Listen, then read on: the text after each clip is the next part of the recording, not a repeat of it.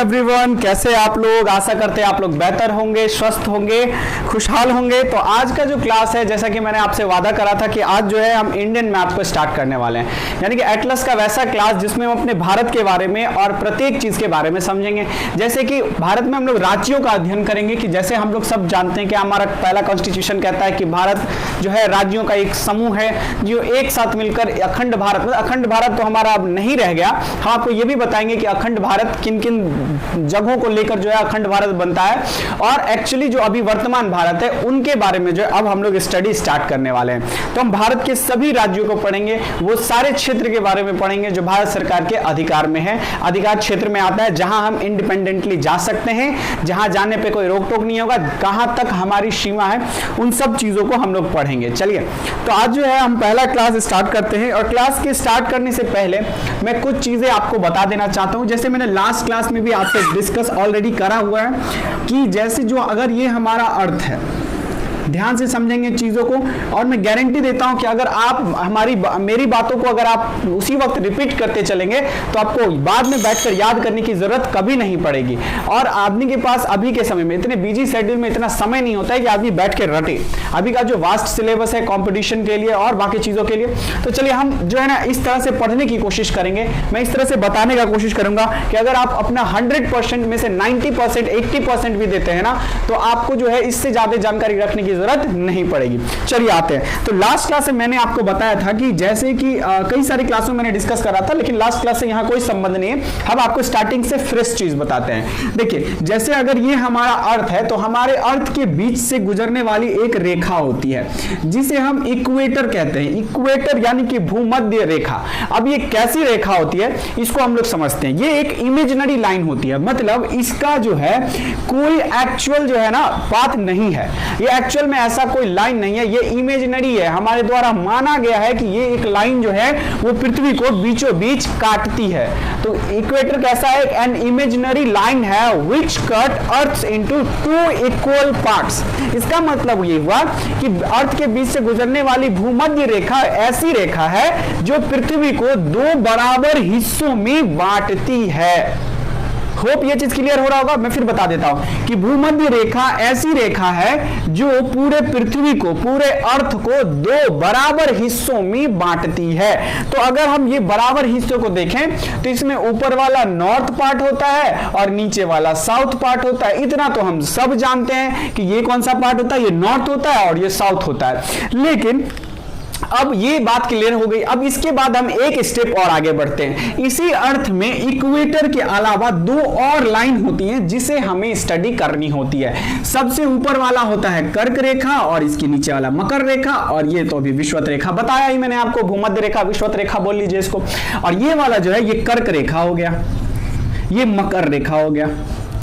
तो हमारे लिए कर्क रेखा थोड़ा सा इंपॉर्टेंट हो जाता है। क्यों इंपॉर्टेंट हो जाता है ये भी मैं बताऊंगा, क्योंकि कर्क रेखा ना भारत के बीचों बीच होकर जो है गुजरती है। दैट्स व्हाई एक कर्क रेखा जो है, जिसे हम अगर हम इंग्लिश में बात करें तो इसे हम क्या कहते हैं? इसे हम ट्रॉपिक ऑफ कैंसर कहते हैं। तो ट्रॉपिक ऑफ कैंसर यानी कि कर्क रेखा भारत के बीच से गुजरने की वजह से क्या है कि हमारे लिए थोड़ी सी इंपॉर्टेंट हो जाती है। एग्जाम में इस कर्क रेखा से लगातार प्रश्न पूछे जाते हैं। अगर आप इस कर्क रेखा के अंदर आने वाले राज्यों का अध्ययन कर लेते हैं हमारे साथ, तो आपको एक भी क्वेश्चन जो है छूटने के कोई चांसेस नहीं है। So let's begin with the topic. मैं आपको बता देना चाहता हूं कि ये कर्क रेखा, ये मकर रेखा और ये भूमध्य रेखा यानी कि ये इक्वेटर होता है। इंग्लिश में इक्वेटर कहते हैं। अब मैं आपको एक स्थिति से और अवगत कराता हूं कि जो हमारे यहां किरणें आती हैं, जो सूर्य होता है वो हमेशा जो है, ये सूर्य जो होता है उसका चक्कर जो चलता है, मतलब सुबह से शाम होने की प्रक्रिया, सर्दी से ठंडी आने की प्रक्रिया, गर्मी आने की जो प्रक्रिया है, वो ओवरऑल जो है इसी दोनों रेखाओं के बीच में डिपेंड करता है। और उसी के आधार पे जो है हम जो है हमारे, नॉट मी, मतलब हमारे जो विज्ञान के जो वैज्ञानिक लोग हैं उन लोगों ने ये चीज को खोजा कि हमारा जो सूर्य है, हमारा जो सन है, वो इस कर्क रेखा से इस मकर रेखा तक का डिस्टेंस कवर करता है। होप आप इस बात को समझ पा रहे होंगे कि मैं क्या कहना चाह रहा हूं कि ये कर्क रेखा से मकर रेखा और मकर रेखा से कर्क रेखा, यानी कि ये जो है पूरा गोल पृथ्वी है और पृथ्वी पे एक ही कोई सूरज होगा। मैं यहां दो इसीलिए बनाया हूं कि सूरज का एक टाइम यहां होता है, सूरज एक टाइम यहां होता है। मतलब कहने का तात्पर्य यह है हमारा कि जो सूरज का जो मतलब अप एंड डाउन होता है, गर्मी और ठंडी का आने की जो प्रक्रिया होती है वो किसके वजह से होती है? सूरज की वजह से। सूरज हमारे जितने नजदीक आएगा गर्मी उतनी ज्यादा लगेगी, सूरज हमारे जितने मतलब दूर चला जाता है उतनी ही ज्यादा हमें ठंडी लगने लगती है, ठंडी की अनुभूति होती है। तो चलिए, लेकिन इसका जस्ट फिनोमिना उल्टा होता है माउंटेन में। हम माउंटेन के जितनी ऊंचाई पे चढ़ते चले जाएंगे मौसम उतना ठंडा होते जाएगा। अब आपके मन में आएगा कि ये क्या बात हुई, अभी आप बोल रहे हैं कि सूरज नजदीक आया तो गर्मी बढ़ रहा है, आप कह रहे हैं कि हम पहाड़ पे चढ़ेंगे तो गर्मी नहीं बढ़ेगा। तो आप लॉजिकली थोड़ा सोचिए कि जब हम मान लिए कि यहां हम अपने घर में होते हैं तो घर में क्या होता है कि घर में एक चीज हमें हमेशा याद रखनी होती है कि घर में हम अकेले नहीं होते हैं, हमारे चारों बगल क्या होता है? मकान होता है, वॉल होता है, यहां दूसरे लोग भी होते हैं, पेड़ पौधा होता है, इनफैक्ट गाड़ियां होती है, बहुत सारी चीज होते हैं और सब क्या करता है? हीट एब्जॉर्ब एंड रिलीज करता है, गर्मी को लेने और छोड़ने का काम। जैसे अगर मैं यहां खड़ा हूं, बोर्ड से गर्मी, दीवार से गर्मी, नीचे से गर्मी, ऊपर से गर्मी, लोगों का गर्मी, हर गर्मी हमको चारों तरफ से क्या कर रही है? इफेक्ट दे रही है, जिसकी वजह से मुझे पसीना आ रहा है, गर्मी लग रही है। लेकिन जब हम माउंटेन पे चढ़ना शुरू कर देते हैं तो गर्मी चारों तरफ की खत्म हो जाती है, चारों तरफ क्या हो जाता है? ठंडा एयर रहता है। क्यों? क्योंकि गर्मी देने के लिए तो कुछ है ही नहीं, ऊपर से जब तक गर्मी लगेगी चारों तरफ का एयर क्या करेगा? हमको ठंडा कर देगा। इसीलिए जब हम पहाड़ पे चढ़ते हैं तो क्या होता है? टेम्परेचर घटता है। लेकिन जब हम इस यहाँ पे सन की बात करें तो यहाँ पे सन मूवमेंट कर रहा है, तो सन कहां से कहां तक मूवमेंट करेगा? कर्क रेखा से मकर रेखा तक मूवमेंट करता है। तो जैसे जैसे सन जो है कर्क रेखा के नजदीक आता है वैसे वैसे हमारे यहाँ क्या होती है? गर्मी की मौसम आना शुरू कर देती है। हमारे यहाँ क्यों गर्मी आता है? तो लेट मी ड्रॉ समथिंग। जैसे कि मैं आपको यहाँ बता दूं, ये कर्क रेखा है ना, यहाँ पे भारत कुछ इस तरह से है, ये वर्ल्ड है, ये पूरा अर्थ है। अर्थ में अगर हम देखें तो भारत कुछ इस तरीके से है। ये तो भारत के आप बीचों बीच देख रहे हैं कि भारत के बीचों बीच से कौन सी रेखा गुजरी हुई है? कर्क रेखा गुजरी हुई है। और अभी मैंने क्या कहा कि सूरज क्या करती है कि सूरज का जो मतलब आने जाने की प्रक्रिया है वो मकर रेखा से इस रेखा तक है। तो जब सूरज यहां पे आ जाएगा तो क्या होगा? हमारे यहां अत्यधिक गर्मी पड़ना शुरू हो जाएगा, क्योंकि सूरज हमारे जस्ट कहां आ जाएगा? एकदम लंबवत परपेंडिकुलर हमारे सर पे आ जाता है। जैसे कि अभी के समय में देख लीजिए, इतना ज्यादा गर्मी पड़ने का क्या रीजन है? क्योंकि सूरज क्या है? हमारे भारत के जस्ट ऊपर में सिचुएटेड है, तो गर्मी बहुत भयंकर पड़ेगी हमारे यहाँ। लेकिन जैसे जैसे मौसम ढलता जाएगा, सूरज यहां से थोड़ी थोड़ी आगे बढ़ते चलेगी, हमें थोड़ी थोड़ी गर्मी कम लगेगी, ठंडी की अनुभूति हो जाएगी। और जिस समय सूरज यहां पहुंच जाएगी यानी कि मकर रेखा में पहुंच जाएगी, हमें क्या होगी? एकदम कम प्रकाश यहां मिलेगा, एकदम कम रोशनी सूरज की मिलेगी। उसके बाद हम क्या करते हैं? हमारे यहाँ जाड़े का समय आ जाता है, हम धूप को खोजते फिरते हैं, छत पे जाते हैं तो थोड़ी थोड़ी हमें धूप देखने को मिलती है। ये धूप कहां गायब हो जाती है? तो ये धूप कहां चली जाती है? सन कहां चली जाती है? कर्क रेखा से मकर रेखा पे चली जाती है। तो जैसे जैसे वो कर्क रेखा से मकर रेखा की ओर बढ़ती जाती है वैसे वैसे हमें क्या होती है? गर्मी कम होता चला जाता है। तो होप इतनी बात को आप समझे होंगे कि सूरज का किस तरह से अप एंड डाउन जो है कर्क रेखा से मकर रेखा के बीच में होता रहता है। और सूरज जो है यहां से जो आप इस बात को समझ गए होंगे कि सूरज जो है कर्क रेखा से मकर रेखा के बीच में आती जाती रहती है।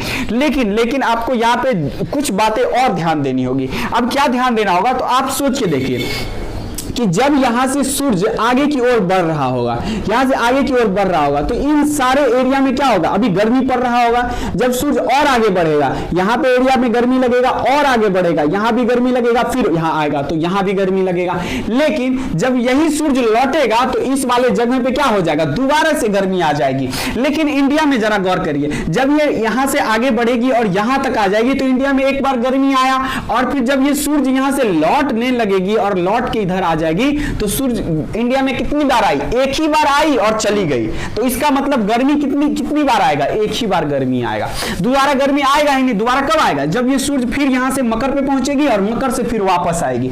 तो मतलब बीच वाले सारे एरिया में सूरज कितने बार आई? 2 बार आई, एक बार जाने वक्त, एक बार आने वक्त। तो यहां ज्यादा गर्मी पड़ेगी। और इक्वेटर वाला यानी कि विषुवत रेखा पे आने वाली सारी कंट्री के लोग आप देखोगे एकदम करिया भुजुंग होते हैं, मतलब एकदम काले होते हैं। What the logical reason behind this? तो यहां पे सूरज कितनी बार? 2 बार आता और जाता है। मतलब समझिए कि अगर सूरज यहां है तो भी यहां गर्मी रहेगी ही रहेगी, सूरज यहां है तो भी यहां कुछ ना कुछ गर्मी रहेगी। और जब सूरज आने जाने के बीच में यहां कितनी बार? 2 बार आ जाएगी इस रेखा पे, इक्वेटर पे, भूमध्य रेखा पे 2 बार आ जाएगी। तो इक्वेटर रेखा पे आने वाले सारे देश में गर्मी एकदम प्रचंड पड़ेगी। इसीलिए आप अफ्रीका के लोगों को देख लीजिए कितने काले होते हैं। इसीलिए अफ्रीका छोड़िए, हम अपने इंडिया की बात करें तो देखिए कुछ, मैं इंडिया का यहां पे थोड़ा सा रफ मैप आपको ड्रॉ करके समझाने की कोशिश करता हूं। इंडिया के बीचों बीच ऐसे गुजरात से होते हुए मणिपुर, त्रिपुरा होते हुए जो ये मकर रेखा निकलती है, यही रीजन है कि देखिए यहां पे धूप कितनी बार आ जाएगी? 2 बार आ जाएगी। कैसे आ जाएगी? मान लीजिए सन यहां से कर्क रेखा पे आई तो आने वक्त, यहां से आने वक्त क्या गर्मी नहीं देगी? यहां पे गर्मी देगी। इन सब जगहों पे क्या होगा? अत्यधिक गर्मी पड़ेगा। और जब ये सूरज यहां से लौटने लगेगी तो क्या होगा? फिर इस पे गर्मी पड़ेगा। यही रीजन है कि हमारे इंडिया में भी जो जम्मू कश्मीर के लोग हैं, आप उनको देखिए गोरे होते हैं। यहां यूपी बिहार के लोग देखेंगे तो आप उनको गोरे काले सब मिल जाएंगे। लेकिन हमारे दक्षिण भारत की बात करेंगे तो यहां आपको जनरली काले लोग ही देखने को मिलेंगे। What the logical reason? कि यहां गर्मी ज्यादा पड़ती है। और क्यों ज्यादा पड़ती है? अब आप ये बहुत ही बेहतरीन तरीके से समझ गए होंगे कि सूरज का 2 बार आना जाना क्या करता है? यहां पे 2 बार गर्मी को ला देता है, जिसकी वजह से दक्षिण एरिया के लोग जो होते हैं कंपेयर टू कहा जम्मू कश्मीर के एरिया से ज्यादा काले होते हैं और जम्मू कश्मीर के लोग गोरे होते हैं। क्योंकि जम्मू कश्मीर क्या माउंटेन है और सूरज यहां तक तो जाती भी नहीं है। सूरज का काम क्या है? कर्क रेखा पे आई और कर्क रेखा से यहां पे कैसे धूप देगी? यहां से लंबवत तो देगी ही नहीं, ये क्या करेगी? तिरछी धूप पड़ेगी, ना कि लंबवत पड़ेगी। अब मैं आपको एक कॉन्सेप्ट लंबवत और तिरछी के बारे में भी बताता हूं कि अगर मैं यहां पे थोड़ी सी मैं थोड़ा सा इरेज कर लेता हूं, फिर मैं आपको बताता हूं आगे कि आगे कैसे होगा। चलिए अब हम भारत की स्थिति को देखते हैं, आखिर भारत की क्या स्थिति है। अगर मैं कर्क रेखा को अपने भारत में दिखाने की कोशिश करूं तो मैं एक रफ डायग्राम भारत का बनाता हूं। ये हो गया गुजरात और यहां से केरल पहुंच गए। चलिए नेपाल, सिक्किम, भूटान, अरुणाचल प्रदेश, ओहो यहाँ पे थोड़ा सा मिजोरम, त्रिपुरा को भी दिखा देते हैं। त्रिपुरा, मिजोरम, असम से गुजरते हुए पश्चिम बंगाल और उड़ीसा होते हुए आ गए आंध्र प्रदेश। चलिए अब हम देखते हैं कि जो हमारा ये रेखा जो है कर्क रेखा की हम बात करें तो गुजरात से होते हुए इस तरह से जो है गुजरती है। ये कुछ ज़्यादा ऊपर हो गया, ये इस तरह से गुजरती है। तो अगर हम कर्क रेखा की बात करें तो अभी जस्ट मैंने आपको क्या बताया कि जो कर्क रेखा पर क्या करती है, जब धूप की किरणें जो धूप जो अगर मैं इसको सन मान लूं, ये सन क्या करेगा? धीरे धीरे आगे बढ़ता चलेगा और कहां तक जाएगा? कर्क रेखा तक जाएगा। इतनी बात आप सब समझ गए होंगे। तो जब ये कर्क रेखा पे आता है तो देखिए क्या होता है। इंडिया में क्या होती है कि इंडिया में इन सारे कर्क रेखा के नीचे आने वाले सभी राज्यों पे क्या होती है? ये लंबवत होती है। लंबवत होने का अर्थ क्या है कि वो एकदम परपेंडिकुलर होती है। परपेंडिकुलर समझते हैं कि ये सरफेस है, ये जस्ट ऊपर। तो जब ये ऐसा स्ट्रक्चर बनाता है या 90 डिग्री बनती है तो इसको बोलते हैं परपेंडिकुलर। तो इन सारे स्टेट्स पे नॉट स्टेट्स पे क्या होती है कि सूरज की किरणें एकदम डायरेक्ट पड़ती है, डायरेक्ट इसके नीचे पड़ती है, मतलब सूरज उनके जस्ट ऊपर में होता है। लेकिन हम बाकी इस स्टेट की बात करें, यहां बिहार की बात करें, यहां यूपी की बात करें, यहां पंजाब की बात करें, हरियाणा की बात करें, उत्तराखंड की बात करें, जम्मू कश्मीर की बात करें, तो इन सब एरिया में क्या लंबवत होगी ही नहीं, क्योंकि सूरज का अंतिम रेखा कहां है? अंतिम डेस्टिनेशन ही इसका क्या है? कर्क रेखा है।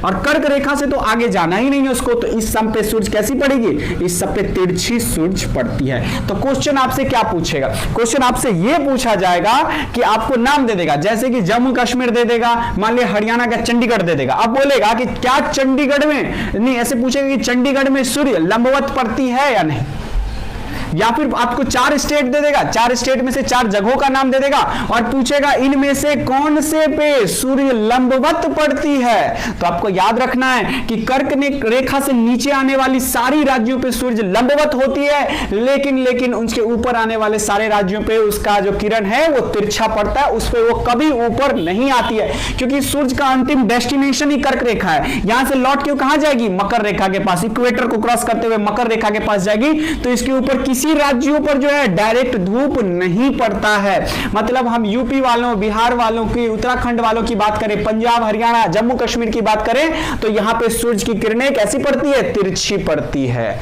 इतनी बात आप समझ गए होंगे। तो एग्जाम में क्वेश्चन आपसे यही पूछेगा इस कर्क रेखा मकर रेखा से कि 4 राज्यों में से, मतलब बाकी सारे राज्यों में से, 28 राज्यों में से आपको किसी शहर का नाम दे देगा, आपको किसी की राजधानी का नाम दे देगा और पूछेगा कि इनमें से कौन सी ऐसे शहर हैं, कौन सी ऐसी राजधानी है जिसपे सूरज लंबवत पड़ती है। तो इसके लिए आपको क्या नॉलेज होनी चाहिए, आपको पता होना चाहिए कि ये मेरा जम्मू कश्मीर है, यहां मेरा हरियाणा है, हरियाणा के बाद पंजाब है, पंजाब के इधर आएंगे उत्तराखंड है, नीचे यूपी है, बिहार है। आपको इधर पता होना चाहिए ये हमारे 7 सिस्टर हैं, या नागालैंड, मिजोरम, त्रिपुरा, कौन स्टेट कहां है ये आपको पता होना चाहिए। तो अब जो मेरा क्लास होने वाला उसमें हम सारे स्टेट्स को ही पढ़ेंगे, उस स्टेट्स के अंदर आने वाले सारे इंपॉर्टेंट शहर को देखेंगे। तो इससे पहले मैं आपको एक बात और बता दूं कि जो ये कर्क रेखा गुजरती है तो यहां से एक क्वेश्चन और पूछता है कि किन किन राज्यों से होकर कर्क रेखा गुजरती है। ये बहुत ही इंपॉर्टेंट है। आपसे क्या करेगा कि चार स्टेट का नाम बोल देगा और बीच का एक स्टेट छोड़ देगा। अब बोलेगा कि कर्क रेखा से गुजरने वाली चारों स्टेट को पूरा करें, तो आपको एक स्टेट पता होना चाहिए, यानी कि आपको यहां से और यहां तक के सारे स्टेट्स पता होने चाहिए। कौन से स्टेट, जिससे कौन गुजरती है, जिससे कर्क रेखा गुजरती है। तो इतने अगर मैं आपसे पूछूं कि इसमें कितने राज्य हैं, अगर आपसे यही पूछ लिया गया कि कितने स्टेट्स जो हैं इसमें आते हैं, तो आप क्या बताएंगे, इसके अंदर 8 राज्य आते हैं। So let's begin and understand कि कौन से 8 राज्य, कौन से 8 स्टेट जो हैं इसके अधीन आते हैं, इसके अंदर आते हैं। तो चलिए सबसे पहले यहां पे आते हैं गुजरात। कौन सा आता है, गुजरात आता है। और गुजरात के बाद यहां पर एकदम छोटा सा एरिया किसका आता है, राजस्थान का आता है। राजस्थान, गुजरात, राजस्थान। उसके बाद यहां पे सबसे बड़ा कौन सा आता है, तो मध्य प्रदेश, यानी कि एमपी हम लिख देते हैं। और मध्य प्रदेश के बाद यहां पे छोटा सा एरिया आ जाता है छत्तीसगढ़। छत्तीसगढ़ जो मध्य प्रदेश से ही, हाँ मध्य प्रदेश से ही ये अलग हुआ है। छत्तीसगढ़ के बाद अगर हम देखें तो यहां कौन सा एरिया आता है, तो झारखंड आता है। और झारखंड के बाद हम अगर देखें तो हमारा लास्ट में यहां कौन सा आता है, पश्चिम बंगाल आता है। पीवी लिख देते हैं, पश्चिम बंगाल। इसके बाद यहां कौन आता है, यहां त्रिपुरा और यहां मणिपुर। यहां लिख देते हैं त्रिपुरा और मणिपुर। कितने स्टेट हो गए, 1 2 3 4 5 6 7 और 8।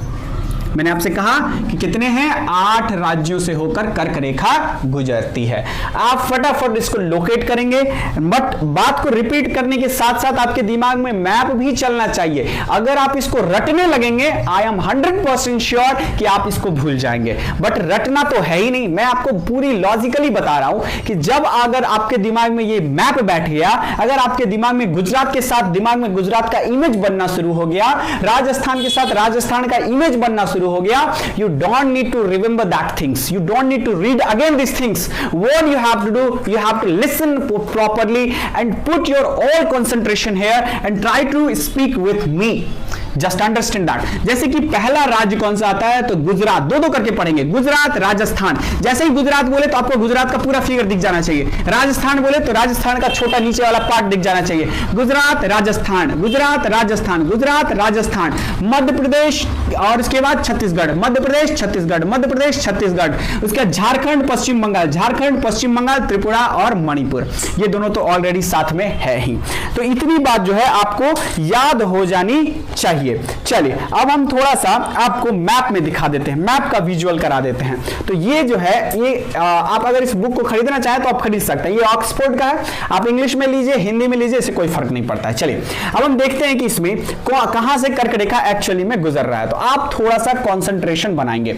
देखिए ये वाला जो लाइन है जहां ट्रॉपिक ऑफ कैंसर लिखा गया है, ये वही रेखा है। ये कौन सी रेखा है, कर्क रेखा है, जो हमारे देखिए पूरे देश के बीचों बीच गुजर रहा है। तो जैसे ही आपको पहला राज्य बोले तो दिमाग में हिंट कर जाना चाहिए गुजरात। गुजरात ही वो पहला राज्य है जहां से कर्क रेखा गुजरती है, गुजरात। और राजस्थान बोले तो राजस्थान का एकदम छोटा सा एरिया यहां से गुजर रहा है, होप आपको दिख रहा होगा, एकदम छोटा सा एरिया आता है। तो राजस्थान, गुजरात, मध्य प्रदेश, देखिए छत्तीसगढ़ का भी एकदम कम एरिया, छत्तीसगढ़ और झारखंड के तो बीचों बीच गुजर जा रही है, झारखंड, वेस्ट बंगाल, और उसके बाद देखिए त्रिपुरा और मिजोरम, इसके बाद म्यांमार में भी है और बांग्लादेश में भी है। तो बांग्लादेश ना तो हमारा स्टेट है ना हमारे स्टेट का कोई भाग है, तो ना हमें बांग्लादेश को देखना है ना म्यांमार को देखना है, हमें किसको देखना है, गुजरात, राजस्थान, गुजरात का पूरा देखिए एकदम गुजरात के बीचों बीच गुजर रही है, राजस्थान का एकदम कम पार्ट ले रही है, एकदम कम ले रही है, तो दिमाग में इमेज बन जाना चाहिए कि एकदम छोटा सा पार्ट ले रही है। गुजरात, राजस्थान, मध्य प्रदेश, छत्तीसगढ़, झारखंड, पश्चिम बंगाल, त्रिपुरा, मणिपुर, बात खत्म, कर्क रेखा खत्म। कर्क रेखा में इससे ज्यादा कोई क्वेश्चन आपसे नहीं पूछा जाएगा, कर्क रेखा में इससे ज्यादा कोई भी क्वेश्चन आपसे नहीं पूछा जाएगा, मैं आपको गारंटी देता हूं। अगर आप इतनी बात को समझ लिए और इससे कुछ एक्स्ट्रा अगर पूछ भी देता है ना, तो आप बस अनुमान लगाकर ही बता देंगे। आपसे यही पूछा जाएगा, इसके सीरियल नाम में से कोई 4 को दे देगा और एक गायब कर देगा, इसमें से बोलेगा कि बीच वाला का नाम बताइए, आपको बोल देगा कि उल्टा से कर्क रेखा को अरेंज करने कूट में दे देगा, तो यही दे सकता है। इसके अलावा आपको मतलब जैसे कि अगर आप गुजरात के बाद राजस्थान, राजस्थान के बाद मध्य प्रदेश के बाद छत्तीसगढ़, छत्तीसगढ़ के बाद झारखंड, झारखंड पश्चिम बंगाल, उसके त्रिपुरा, मिजोरम, आपसे उल्टा दे देगा, तो आप मणिपुर, यहां से आप क्या कर सकते हैं, उल्टा भी काउंट कर सकते हैं, उल्टा भी जो है आप देख सकते हैं, ठीक है। मणिपुर नहीं होगा, ये मिजोरम होगा, that's not Manipur, that's Mizoram. ये कौन सा स्टेट है, ये मिजोरम है, मणिपुर नहीं, Mizoram, that's my fault, sorry for that. ये क्या है, मिजोरम है, मिजोरम, मणिपुर नहीं होगा, ठीक है। वो गलती से मणिपुर निकल गया मुंह से और बार बार मणिपुर ही हो रहा था। ये कौन सी स्टेट है, ये मिजोरम है। तो आपसे अगर उल्टा पूछ देगा तो आप क्या याद रखेंगे, मिजोरम, त्रिपुरा, पश्चिम बंगाल, झारखंड, छत्तीसगढ़, मध्य प्रदेश, राजस्थान, गुजरात, मतलब यहां से यहां उल्टा आ जाएंगे। आप इस लिखे हुए पे ध्यान कम देंगे और मैप पे ध्यान ज्यादा देंगे, ताकि क्या हो, चीजें एक बार में ही आपके दिमाग में इमेज बन जाए। मिजोरम, त्रिपुरा, पश्चिम बंगाल, झारखंड, छत्तीसगढ़, मध्य प्रदेश, राजस्थान और गुजरात, काम खत्म है। अगर आपको मैप याद है तो सब याद है, यहां मैप पे तो लिखा हुआ नहीं है, मैप पे तो लिखा हुआ नहीं है, लेकिन अगर आपको मैप याद है तो एवरीथिंग इज फाइन, आपको हर चीज याद होगा। इसके साथ जो है कर्क रेखा वाला पॉइंट खत्म होता है। तो नेक्स्ट क्लास में जो है ना हम लोग क्या करने वाले हैं कि जम्मू कश्मीर को पढ़ेंगे। उससे पहले हम इसको देखेंगे कौन कौन से ये हमारे राज्य जो है समुद्री तट बनाते हैं। टोटल 6100 किलोमीटर होता है, ठीक है, 6100 किलोमीटर जो है समुद्री तट है ये, अगर यहां से यहां तक की बात करें तो कल हम पहले इसको भी याद करेंगे। उसके बाद 22 लैंग्वेज को देखेंगे, कौन कौन से 22 लैंग्वेज है हमारे कंट्री के जो जिसको संवैधानिक जो है मान्यता दी गई है, 22 लैंग्वेज को देखेंगे। उसके बाद हम प्रारंभ कर देंगे जम्मू कश्मीर। जम्मू कश्मीर के बाद 1 बाय 1 करके सारे स्टेट्स को जो है हम लोग पढ़ लेंगे। तो आज जो है बस इतना ही हम रखेंगे आज की क्लास। होप इतनी क्लास आपको समझ में आएगी। तो मैं आपको बता देना क्या चाहता हूं कि कुल 6100 किलोमीटर मैंने आपको बताया, और अगर मैं उसमें अंडमान निकोबार को मिला लूं तो 7516 हो जाते हैं। कितने हो जाते हैं, 7516। इतना किलोमीटर जो है, मतलब अंडमान निकोबार को अगर मिला लेते हैं तो इतना तटीय हमारा क्षेत्र बनता है। और नहीं तो कितना, अगर हम सिर्फ इसको देखेंगे तो 6100 किलोमीटर बनता है। अगर आपको चीजें पसंद आ रही है, अगर आपको पढ़ने का तरीका पसंद आ रहा है, नॉलेज फैक्ट अगर सही लग रहा है, तो आप सब्सक्राइब करें, हमारे चैनल को लाइक करें और ज्यादा से ज्यादा शेयर करें, ताकि मुझे भी सपोर्ट मिल सके और मैं ज्यादा खुशी से आपको पढ़ा सकूं। चलिए आज के लिए इतना ही, विदा लेते हैं, फिर कल मिलते हैं। Thank you so much.